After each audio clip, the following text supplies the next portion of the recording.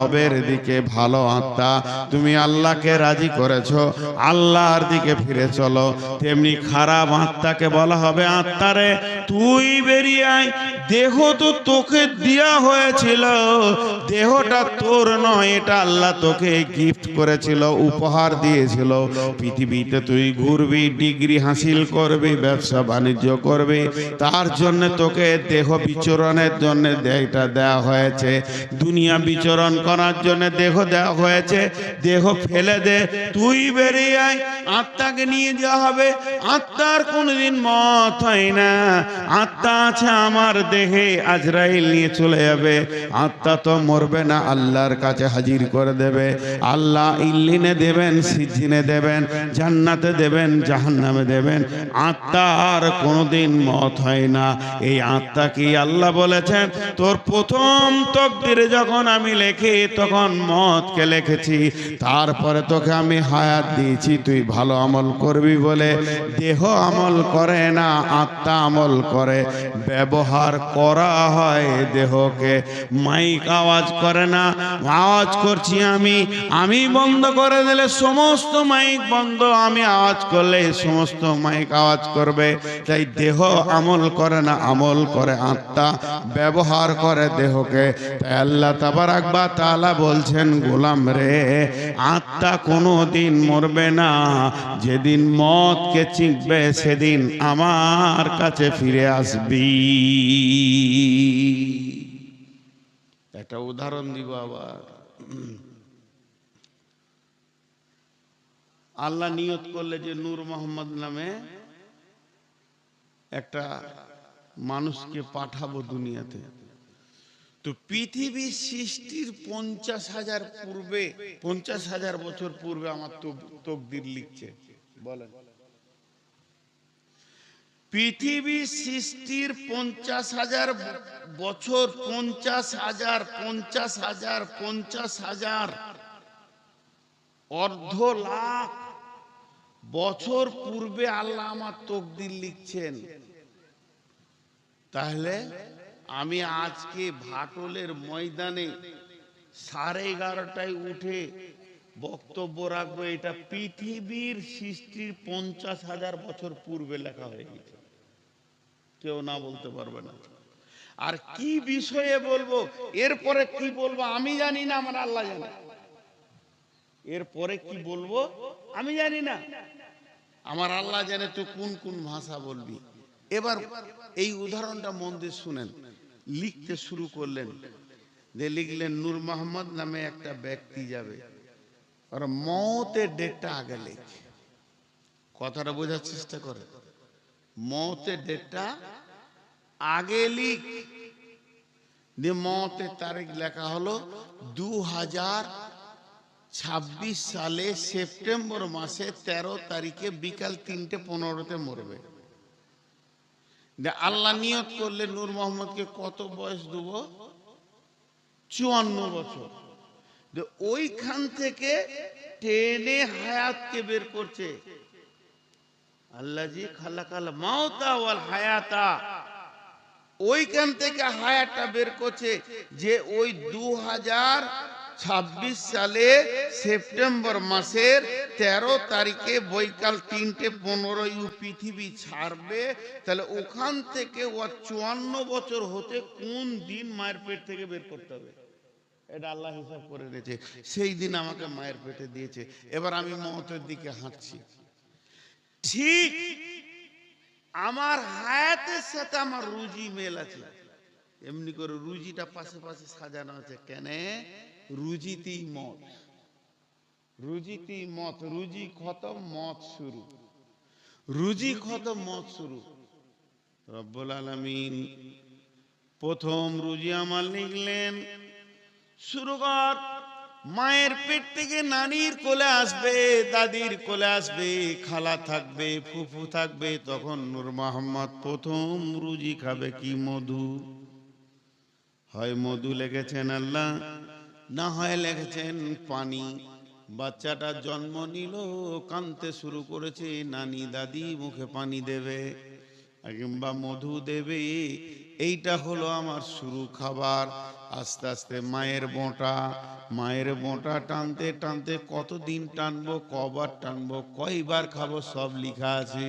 তারপরে চলে এলো বিস্কুট খেতে খেতে চলে আসবে আমার কাছে কেক আস্তে আস্তে আসবে ভাত, ডাল দিয়ে ভাত, এই ভাতের থালা যেতে যেতে মাছ মাংস, হলারটা বড় 2 ইঞ্চির হলার, কত বড় বড় গরু এখানে ঢুকে গেছে, উট ঢুকে গেছে, দুম্বা ছাগল এই 2 ইঞ্চির হলালে পিসে শেষ করে দিয়েছে।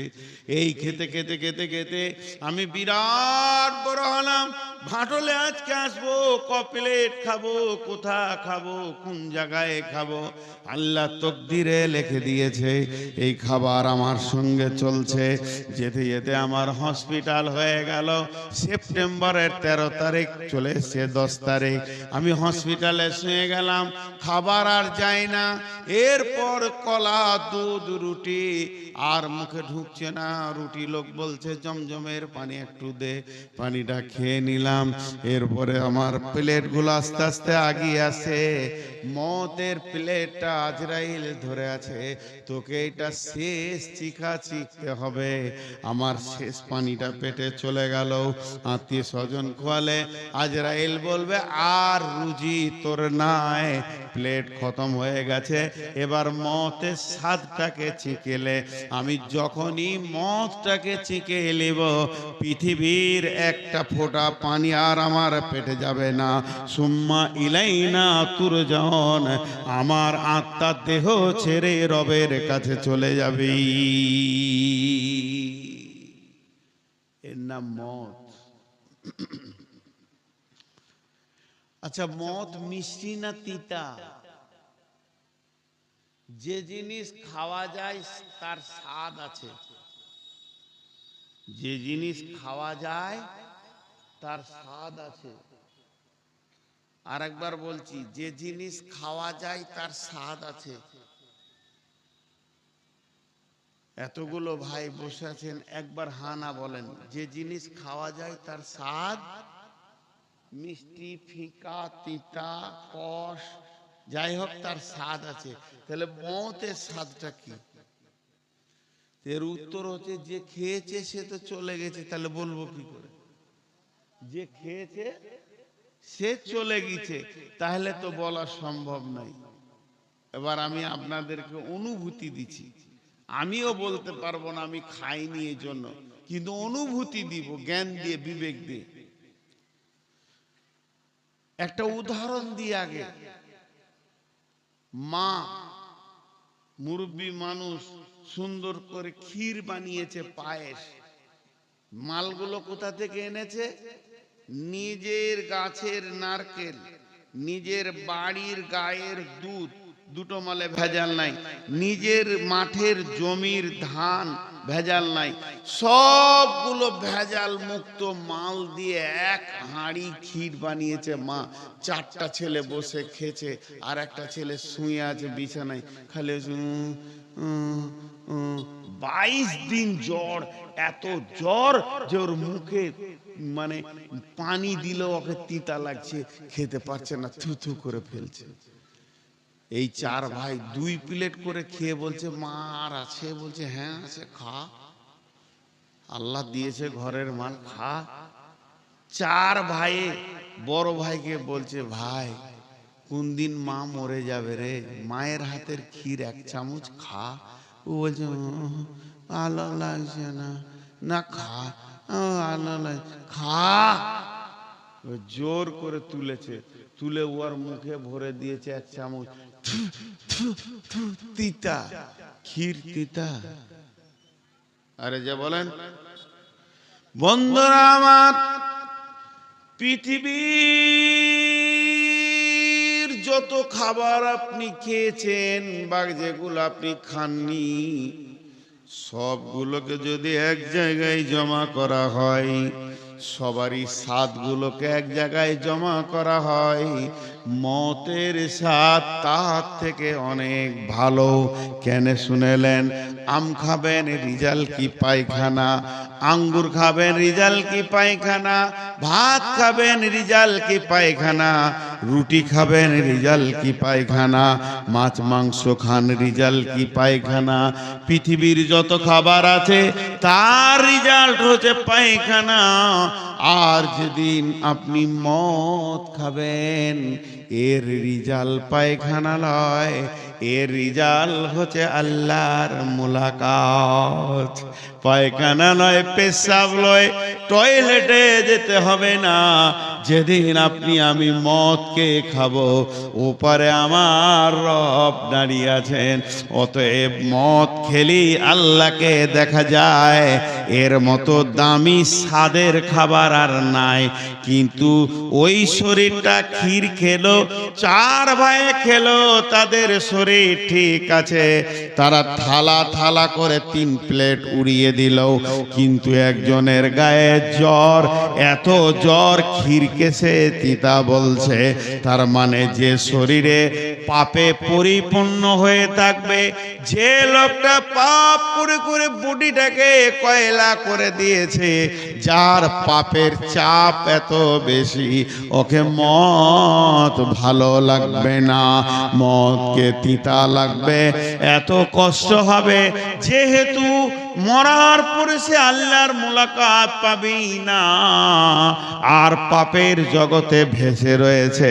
এর জন্য আল্লাহ বলছে, নূর মোহাম্মদ রে, তুই একবার ভাটলের ময়দানে বলে দে, আমি মদকে বানিয়েছি এই জন্য যাতে করে সে ভালো আমলের ময়দানে নেমে যাবি। খারাপ আমল ছেড়ে দিবে। জি, খারাপ আমল ছেড়ে দিয়ে ভালো আমলের ময়দানে চলে যাবে। দেখেন, মাঝে একটা কথা বলছি, দুঃখ করিয়ে না। আমার বসে 1.5 ঘন্টা পার হয়ে গেল। 2 ঘন্টা হতেই চলো। কোন ভেজাল, ঘড়িটা তো খুব বদমাস। 1.5 ঘন্টা হতে চলো, আর 2 মিনিট 5 মিনিট আছে। আর বসার পরে বলেছি জেনারেটরম্যানকে ডেকে দেন। আমাকে টুপি পরাচ্ছে, মাল কত শিয়ানা। হ্যাঁ, খালে একবার মাইকটা বন্ধ করে লাত মেরে যদি না ফেলে দিতে, বাপের নাম চেঞ্জ করে দেবো। খালে একবার কারেন্ট যাক আর মাইকটা বন্ধ, ও বুঝে নেবে যে কতদিনে মাস আছে, বছর আছে। টাক মাথাটাকে আজকে ছাড়িয়ে দেবো আমি। চিনে না, ওটা পশ্চিমবঙ্গ দাপি বেড়াচ্ছি। ওকে বললাম যে একবার ডেকে দাও, তো ডাকছে না। বুঝতে পারবো যে কত সর্ষে দিলে কত তেল বের হয়। আর কপাল যদি ভালো থাকে তা কারেন্ট যাবে না। তো মত কথা শুনেলেন। আজকে একটা বিষয়ের, আচ্ছা আপনাদের বিরক্ত লাগছে নাকি? নারায়ে তাকবীর জোরে বলেন, জেগে থাকার মতো বলেন, মরার মতো বলেন না। নারায়ে তাকবীর, মাশাআল্লাহ। তো এর নাম মত। আর একটা আয়াত আছে, খুব সুন্দর করে ধীরে ধীরে তাফসীর করব। 3টা আয়াত আছে। আমরা মতকে বুঝি না, উদাসীন। এত প্রতিদিন জানাজা পড়ছি, তারপরেও আমাদের খেয়াল হয় না। চলেন, বিসমিল্লাহির রহমানির রহিম। قل يا أيها الذين هادوا إن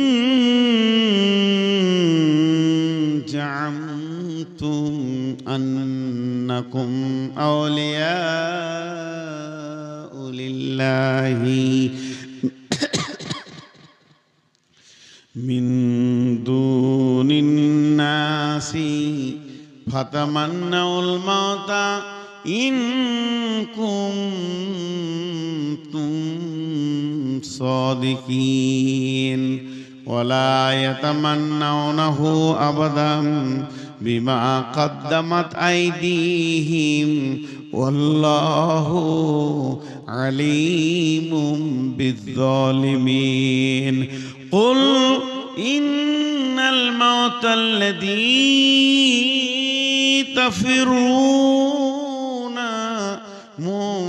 তাফিরুনা মুলাকীকুম সুম্মা তুরাদ্দুনা ইলা আলিমিল গায়বি ওয়াশ শাহাদাতি ফায়ুনাব্বিউকুম বিমা কুনতুম তা'মালুন।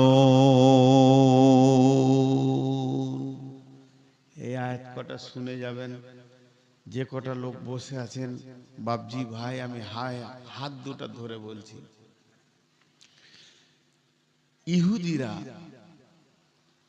ইহুদি একটা গোষ্ঠী আছে যেটা ইসরায়েলে রয়েছে। এরা হিন্দু থেকে খারাপ, আর এরা হচ্ছে মুসলমানদের সব থেকে বড় দুশ্মন। এই ইহুদিরা সাহস কত দেখেন। ইহুদিরা এসে আল্লাহ রসুলকে বলছে, হে মুহাম্মদ সাল্লাল্লাহু আলাইহি সাল্লাম, তুই আল্লাহর দুশ্মন, আমরা আল্লাহর বন্ধু। দাবিটা দেখেন কেমন। তুই আল্লাহর দুশ্মন আর আমরা আল্লাহর বন্ধু। দাবিটা উল্টা না সিধা? জোরে বলেন। উল্টা, কিন্তু ওদের মতে সিধা। এখন একটা উদাহরণ দিব। আপনাদের থানা তো কোথায়? রায়গঞ্জ। আমি রায়গঞ্জের এসপি আমাকে খুঁজে বেড়াচ্ছে। উত্তর দিনাজপুরের এসপি বলছে, নূর মোহাম্মদকে যেখানে পাবি গুলি কর। ওরা দুনিয়াতে বাঁচার দরকার নাই, বদমাশ লোক। আর আমাকে তিলে তিলে খুঁজছে, এলান করে দিয়েছে ফেসবুকে, ওকে যে মার্ডার করতে পারবি তার তো কেস হবেই না, সরকার 10 লাখ টাকা দিবে। এই রকম লোক আমি, আর এখানে জালসা করছি। এই ঘটনাটা কে জানে না, ভাটলের লোক, শুধু সভাপতি জানে। তো উনি জানে যে একে খুঁজছে। আমি এখানে বসে বসে বলছি, আপনাদের এসপি হলো আমার দোস্ত, এত ভালো মানুষ। যদি একবার আমার খবর শুনে যে আমি ভাটলে আছি, তো এক্ষুনি গাড়ি পাঠিয়ে দেবে, আমাকে 3 দিন খাওয়াবে, খালি ছাড়বে না। তা আপনারা বিশ্বাস করছেন? তখন আপনাদের সভাপতি আমার কানের কাছে এসে বলছে, খবর দেব। কেমন লাগবে শুনে বলেন? খবর দেব, গাড়ি পাঠাবে তোর লেগে, চেপে যাবি, তো ভেজাল লাগবে। তো ইহুদিরা সে যখন রসুলকে বললেন, তুই আল্লাহর দুশ্মন, আমরা আল্লাহর বন্ধু, তখন আল্লাহ বলছে, হে নবী ওদেরকে বলো, ইয়া আইয়ুহাল্লাযীনা হাদু, এই ইহুদির দল, ইন জামতুম আন্নাকুম আউলিয়াউ লিল্লাহি মিন দুনিন নাসি, পৃথিবীর যত মানুষ আছে সবকে বাদ দিয়ে তোরা যদি আল্লাহর বন্ধু হয়ে যাস, তাহলে এক কাজ কর, ফাতামান্নাউল মাউতা, মওতকে তামান্না কর। আল্লাহর কাছে যাওয়ার জন্য হুন্ডা লাগবে না, মারুতি চলবে না, বুলেরো চলবে না, স্করপিও চলবে না, সেখানে ঘোড়া যাবে না, গাধা যাবে না, প্লেন যাবে না, রেল যাবে না। পৃথিবীতে যত যানবাহন আছে মানুষকে এক জায়গা থেকে আর এক জায়গায় নিয়ে যায়। হুন্ডা চেপে নানার বাড়ি, শ্বশুর বাড়ি, মামার বাড়ি যাওয়া হবে, মারুতি চেপে বর্ধমান আর দিনাজপুর, পুরুলিয়া যাওয়া হবে, আপনার বাঁকুড়া, কলকাতা যাওয়া হবে। রেলে চাপলে চেন্নাই যাবেন, গুয়াহাটি যাবেন, আর কোথাও যাবেন। প্লেনে চেপে দুবাই যাবেন। এমন একটা যানবাহন নাই যেটা আপনি চেপে আল্লাহর কাছে যাবেন। আল্লাহর একটা যানবাহন আছে, ওইটা যেদিন আসবে আল্লাহর কাছে নিয়ে যাবে। সেই যানবাহনটার নাম হলো মত। মত জাহান্নামে ঘোড়াতে যে চাপবে সে আল্লাহর কাছে পৌঁছাবে।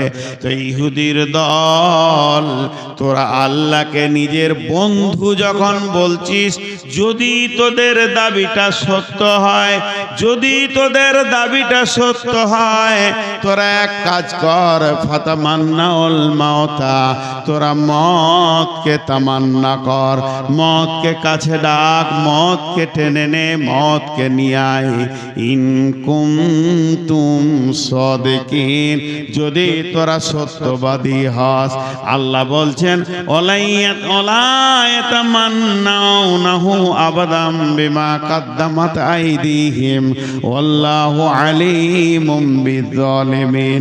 এরা কোনোদিন মওত চাইবে না, কোনোদিন না, পশ্চিম কালেও না, কোনোদিন মওত চাইবে না। কেন চাইবে না? শুনে নাও, এদের দু হাতের আমল সব নোংরা। এরা নোংরা আমল করে আমার কাছে পাঠিয়ে রেখেছে। এরা জানে মওত যদি আসি রিজাল্ট ভালো হবে না, কোনো দিন চাইবে না। আর আমি আমার একজন আল্লাহ, কে কে জালেম আর কে কে ভালো এটা আমি ভালো করে জানি।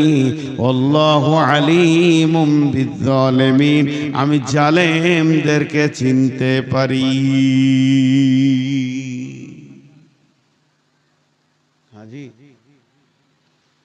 সবাই একটা দোয়া করবো হাত তুলে। আমি ফতোয়া দিচ্ছি না, হাত তুলে দোয়া করা যাবে কিনা, দোয়াটা শুনেন আমার কাছে। এই আল্লাহ, তুমি আমাদের রব, তোমার কাছে হাত তুলে একটা ভিক্ষা চাইছি। এখানে যত লোক আছে সবাইকে মেরে দাও। আমিন বলবে কেউ? যত নারী আছে, যত পুরুষ আছে সবাইকে মেরে দাও। কাউকে বাড়ি যাওয়ার তৌফিক দিও না। স্টেজে যারা আছে, নিচে যারা আছে, সবকে মেরে দাও। এর মধ্যে যে পাকা ইমানদার তাহাজ্জুদ পড়ে, সে বলবে আমিন। আজ সুদের টাকা কটাই মাত্র গুনে রেখে এসে হাতটা নামিয়ে দেবো। এই দোয়া কি দোয়া চলছে? আল্লাহ বলছে, নূর মোহাম্মদ, তুই জানিস না এই লোকের মধ্যে কে কে আমিন বলেছে, কে কে বলেনি? আমি আল্লাহ জানি। আল্লাহু আলিমুম বিযালিমিন। এইখানের ভিতরে কারা জালিম আর কারা আমার, আমি কাউন্টিং করে দিতে পারবো। নূর মোহাম্মদ তুই পারবি না, তোর বাপও পারবে না, আমার দ্বারা সম্ভব হয়ে যাবে। কাউন্টিং করে দিব কে কে চেয়েছে, কেউ চায়নি। বন্ধুরা আমার, তাই আল্লাহ বলছেন ইহুদিরাও পশ্চিম কালেও মওতকে চাইবে না, যেহেতু ওরা জানে আমাদের হাতের আমল ভালো নাই। একটা গল্প শোনাই আপনাদেরকে, বলে না বুড়া গরু কতদিন চলবে? আর বুড়া গরু নিয়ে চাষ হয়, খুব কষ্ট দিচ্ছে। মঞ্জুরকে বললাম উচিত হলো এত রাত করা, 400-380 সুগার। একটা গল্প শোনাই আপনাদেরকে। রাতের বেলায় তো কাহানি শোনাইতে হয়। অনেকে বলেছে নূর মোহাম্মদের পুঁজি পাট্টা নেই, গল্প শুনিয়ে জালসা করে। তা একটা গল্প শোনাই, তাহলে মিলে যাবে ওর কথাটা। গল্পটা হচ্ছে, একটা লোক দিল্লি যাবে। গল্পটা খুব লম্বা নয়, 1-2 মিনিট লাগবে। দিল্লি যাবে, ওর মন গেছে, কাজ আছে, দিল্লি যাবে, কোম্পানি মানুষ। তোর ঘরে একটা রাখাল আছে, তো বলছে চাচা আমিও দিল্লি যাব, কখনো দেখিনি, আমার বাপ গরিব, দিল্লি তো দেখাতে পারবে না, চ। ওর টিকিট করেছে, টিকিট করে দিল্লি পৌঁছে গেছে। এ পাগলা খালি চারিদিকে এমনি করে দেখছে, বাপরে কি বড় বিল্ডিং রে, এরই নাম দিল্লি। পাগলা হয়ে গেছে বিল্ডিং দেখতে দেখতে। দিয়ে জিজ্ঞেস করছে এটা কে, এটা কি, এটা কি, এটা কি। এরই মাঝে একটা দৃশ্য দেখতে পেয়েছে, কি বিরাট বড় হাতির ওপরে একটা লোককে চাপিয়েছে, গোটা গায়ে ফুল দিয়ে ওকে সাজিয়েছে, রং মাখছে, ঢোল বাজাচ্ছে, ব্যান্ড বাজে পাটি বাজাচ্ছে আর হই করছে। আর যে লোকটা হাতিতে চেপে আছে এত সম্মান নিয়ে উই ফের কানছে, লে ভাইয়া। তখন আর খালি প্রশ্ন, এইটা কি, ওইটা কি, ওইটা কি, ওইটা কি করতে করতে বলছে, চাচা এটা কি হচ্ছে? বলছে চুপ করতে, বকিস না, আমাকে কাজ করতে দে না, কি হচ্ছে বলেন। তখন বলছে, জানিস ভারতের আইন হয়েছে যে ইচ্ছা প্রধানমন্ত্রী হতে পারবে, আর 5 বছর হলে ওর হাতে পায়ে দড়ি বাঁধবে, দিয়ে হেলিকপ্টারে করে ওকে তুলে নিয়ে কার কার কার কার কার নিয়ে আন্দামান দ্বীপে যে জঙ্গল আছে ওখানে ফেলে দেবে। তো ওর 5 বছর হয়ে গেছে, আজকে ওকে ফেলার দিন। দ্বীপে ফেলবে আর বাঘে ওকে নাস্তা করবে, ও তো বুঝে নিয়েছে। তা ওকে খালি হাতিতে চাপিয়ে ফুল দিয়ে একবার শেষবারের মতো দিল্লিতে দেখাচ্ছে। তখন রাখালটা বলছে, আমি হব প্রধানমন্ত্রী। লে ভাইয়া, তুই কেন প্রধানমন্ত্রী হবি? এই দৃশ্যটা দেখে কি তোর মন বলছে 5 বছর সুখে থাকবি, তারপরে তোকে জঙ্গলে ফেলবে, সিংহতে বাঘে ছিঁড়ে খাবে, তার থেকে রাখাল থাক 50 বছর বাঁচবি? না, দিল্লি আমি প্রধানমন্ত্রী হব। আচ্ছা, রাখাল হলো কখনো কখনো খুব প্যাঁচের কথা বলতে পারে কি পারে না? কম বুদ্ধি হলে এমন কথা বলে দিবে, দম আটকিয়ে দিবে। এক বাদশা বলেছে, আমাকে যে নতুন কথা শোনাবে ওকে 10 লাখ টাকা দিব। নতুন কথা, লোক আসছে, বড় বড় পণ্ডিত আসছে, বামন আসছে, মৌলবি আসছে, উল্টা পাল্টি কথা বলছে যে আমার ঘরে তালের গাছ ছিল, তা আম হয়েছে। বলছে হতেই পারে, আল্লাহর কুদরত। ও স্বীকার করে নিছে, বলছে না যেটা আমি নতুন কথা শুনলাম। তা বাদশার বিবি বলছে, হাজি আপনাকে যদি কেউ নতুন কথা শুনিয়ে দেয় তো 10 লাখ টাকা দিবেন তো? ই তখন বলছে, মোটা বুদ্ধি মেয়ে মানুষ, তোর মাথায় কিছু আছে? ওর যখন কথাটা বলা হবে তা আমি বলবো জানি, তা নতুন কি করে হলো, টাকা কবে লাগবে? এই রাখালটা গিয়ে বলছে, স্যার আমি নতুন কথা শোনাবো। বলছে, কত হাতি গেল রসাতল, আর মশা বলে কত জল, তুই রাখাল কি শোনাবি শোনা। বাদশা বলবে আমি জানি। তখন বলছে যে, বাদশা আপনার বাপও মরে গেছে, আমার বাপও মরে গেছে, তা আপনার বাপের কাছে আমার বাপ 12 লাখ টাকা পায়। বল জানি। জানি বলবি তো 12 দিবি, আর জানি না বলবি তো 10 দিবি। এক প্যাঁচেও ঠান্ডা হয়ে গেছে, বলছে 10 লে রে বাপ, আর 12 লিস না, তুই আমাকে ফেরে ফেলি দিস। তো রাখাল হলো কখনো কখনো মাথা ঠিক থাকে। ই বলছে, চাচা আমি প্রধানমন্ত্রী হব, ওর নামটা দিয়ে দিল, হয়ে গেল। লেমিনেশন করা হলো, সুন্দর করে স্ট্যাম্প পেপারে লেখা হলো, 2025 সালে তোমাকে বসানো হলো। 2030 সাল যখন শেষ হয়ে যাবে, 26 সালে 1 তারিখে তোমাকে জানুয়ারিতে বসানো হলো। আর 2030 সালে 31শে ডিসেম্বর হাতি করে তোমাকে দিল্লি ঘোরানো হবে, আর আন্দামান দ্বীপে জঙ্গলে ফেলে দেয়া হবে, তাতেই কবুল। লেখা হয়ে গেল, সিংহাসনে বসে গেল, প্রধানমন্ত্রী হয়ে গেল, আর বড় বড় খায় আয়েশ করে আনন্দ করে। এরই ভিতরে প্রথম বছরে বলল, যত মিলিটারি বিএসএফ সিএসএফ আর্মি যত আছো অস্ত্র শস্ত্র নিয়ে আন্দামান দ্বীপে চলে যাও, সমস্ত বাঘ মেরে দাও। বসে আছে দিল্লিতে, চিন্তা করছে আন্দামানের সমস্ত বাঘ সিংহ যা আছে মেরে দাও। তারপরে সেগুলোকে গাছ গাছড়া কেটে সুন্দর করে একটা পার্ক বানিয়ে দাও, উদ্যান বানিয়ে দাও। একটা বছর চলে গেল, দ্বিতীয় বছরে কত বড় ভালো কলেজ আর হসপিটাল, রেল প্লেনকে ওখানে পৌঁছে দিল। তৃতীয় বছরে ওখানে বড় বড় দোকানদানি, ব্যবসা বাণিজ্য, বড় বড় ফ্যামিলি গ্রাম তৈরি করলো। এই করতে করতে 5 বছরে ভারতবর্ষের রোড ভেঙে কোন দিকে চলে চলে গেছে, এদিকে ওর চিন্তা নাই, ভারতকে সাজাতে হবে চিন্তা নাই, আন্দামান দ্বীপপুঞ্জকে সাজাচ্ছে। আপনাদের কাছে আমার প্রশ্ন, যেদিন 31শে ডিসেম্বর হবে, একে যখন হাতিতে চাপাবে তো আগের রাজার মতো কাঁদবে না হাসবি? ই জানে আমার ওখানটা বাগান হয়ে গেছে, ভালো ভালো ফ্যামিলি চলে গেছে, তোরা খালি আমাকে পৌঁছিয়ে দে, আমি এদেশেও বাদশা ছিলাম, ও দেশেও হব। তাই আমার আল্লাহ বলেন, পৃথিবী একটা রাজ্য, 5 বছরের জন্য তোমাকে পাঠানো হয়েছে, মত তোমাকে পৌঁছিয়ে দেবে আর একটা দেশে। এখান থেকে যদি ওখানে মাল পাঠিয়ে থাকো, তাহলে যাওয়ার দিন তুমি হাসবে, আর যদি মাল পাঠিয়ে না থাকো তো যাওয়ার দিন কাঁদবে। তাই আমার আল্লাহ বলেন, ওলা ইয়াতামান্নাউনাহু আবাদা, ওরা কোনোদিন মতকে চাইবে না। কেন চাইবে না? বিমা কাদ্দামাত আইদিহিম, ওদের হাতের আমল ভালো নাই, কিছু পৌঁছাতে পারেনি। আল্লাহু আলিমুম বিজ্জালিমিন, আল্লাহ জালেমদেরকে ভালো করে চিনেন। আমার আল্লাহ বলছেন, নবী হ্যাঁ আর একবার বলে দাও, কুল ইন্নাল মাউতাল্লাযী তাফিররুনা মিনহু ফাইন্নাহু মুলাকিকুম সুম্মা তুরাদ্দুনা ইলা আলিমিল গায়বি ওয়াশ শাহাদাতি ফায়ুনাব্বিউকুম বিমা কুনতুম তা'মালুন।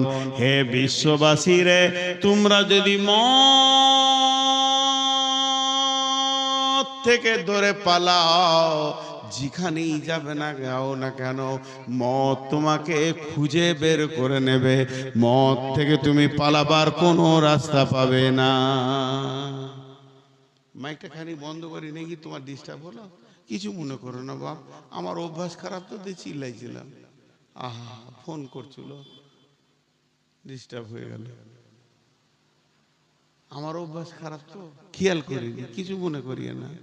আহা, তো তুমি যেখানেই যাবে যাও না কেন, মত তোমাকে খুঁজে বের করে নেবে। এই আলু পেঁয়াজের বস্তা দেখেছেন? আলু পেঁয়াজের বস্তা নিয়ে ভাটল গেছে বাজার করতে, এই জালসা কমিটি দিয়ে 1 বস্তা মাল কিনেছে, ল্যাংচা, চমচম, রসগোল্লা, জিলেপি, তারপরে আপনার সিঙ্গারা, নিমকি, কেক, পাউরুটি, বিস্কিট, এই কিনতে কিনতে চানাচুর, আপেল, আঙ্গুর, চেরি, কিশমিশ, বেদানা 1 বস্তা কিনেছে। মাগরিবের সময় নিয়ে